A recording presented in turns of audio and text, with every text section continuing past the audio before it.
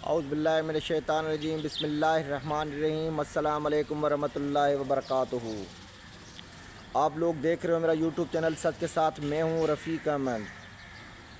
آج پاکستان میں 11 مئی اور صبح 5:45 ہو چکے ہیں۔ 10 تاریخ کو جس طرح پاکستان اور ہندوستان کے درمیان سیز فائر ہو گیا تھا، لیکن مکار دشمن نے اس سیز فائر اس وقفے کا فائدہ اٹھاتے ہوئے مزید پاکستان کے اندر ایک گھناؤنی حرکت کی، جس نتیجے میں پاکستان کے اسکار لیڈر عثمان یوسف کی شہادت ہو چکی ہے۔ پورا پاکستان، پورے عالم اسلام میں اس کی شہادت کو خراج تحسین پیش کیا جائے گا،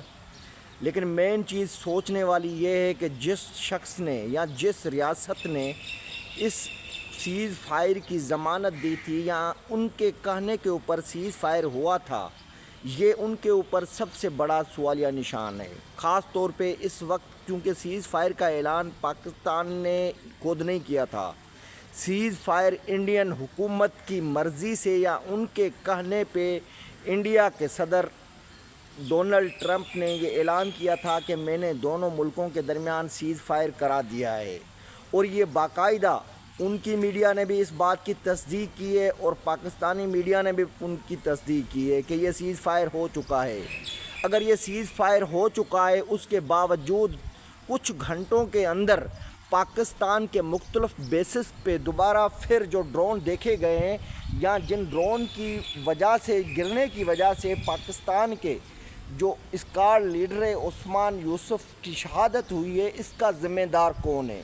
جس طرح یہ گھٹیا حرکتیں تو رات کو چلتی رہی ہیں، لیکن زیادہ تر میں آپ کو صرف انفارمیشن یہ بتاؤں کہ پاکستان کے جن علاقوں پہ سب سے زیادہ عثمان یوسف کی جو شہادت ہوئی ہے وہ گولیاری ایئر بیس پہ ہوئی ہے۔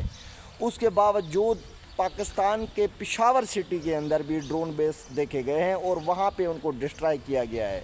لیکن مین چیز یہ ہے کہ اگر سیز فائر کی آپ نے پاسداری نہیں کرنی تھی یا جو ممالک سیز فائر کی پاسداری نہیں کرا سکتے تھے تو کم و بیش وہ پاکستان کو سیز فائر پہ مجبور نہ کرتے، کیونکہ جس طرح پاکستان نے ان کو 10 تاریخ کو 6 گھنٹے کے اندر ایک بھرپور قسم کا جواب دیا تھا، اس پورے جواب کو پوری دنیا نے دیکھا۔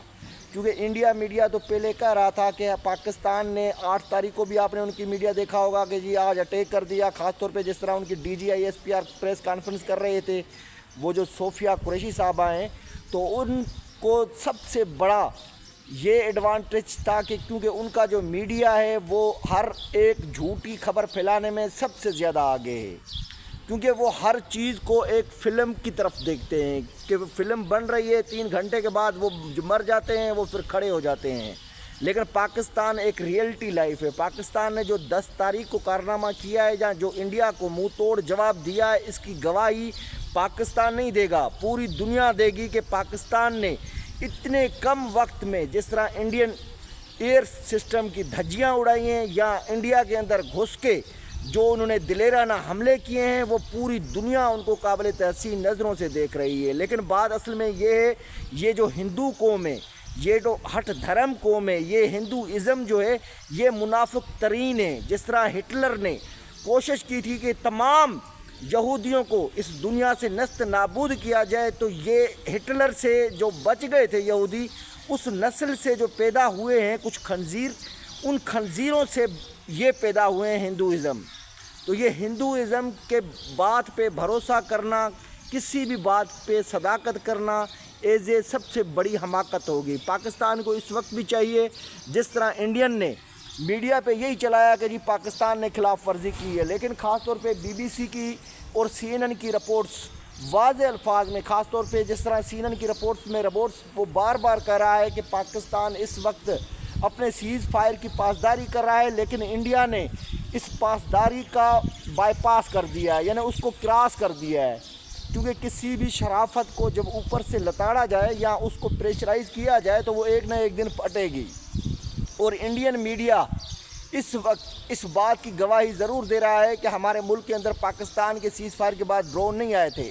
لیکن بی بی سی اور سی این این کی رپورٹ کے مطابق اس وقت پاکستان میں جو 10 اور 11 کی رات تھی، مختلف شہروں میں ڈرونز دیکھے گئے ہیں، ان کو نیوٹرلائز بھی کیا گیا ہے اور ان کو ڈسٹرائی بھی کیا گیا ہے۔ اس میں کافی مائنر نقصان بھی ہوا ہے، جس میں نے آپ کو پہلے ہی بتایا کہ پاکستان کے ایک ایئر بیس پہ عثمان یوسف کی شہادت موصول ہوئی ہے۔ لیکن یہ سب سے بڑا المیہ ان ریاستوں کے لیے ہے، ان اداروں کے لیے ہے جو یہ بیٹھ کے کرا رہے تھے کہ پاکستان اس وقت سیز فائر میں چلا گیا ہے، کیونکہ ہمیں دشمن کا کبھی بھی اعتبار نہیں کرنا چاہیے۔ اگلے ولاگ تک مجھے اجازت دے، آپ لوگوں کا پیارا خادم رفیق احمد پنور۔ السلام علیکم ورحمۃ اللہ وبرکاتہ۔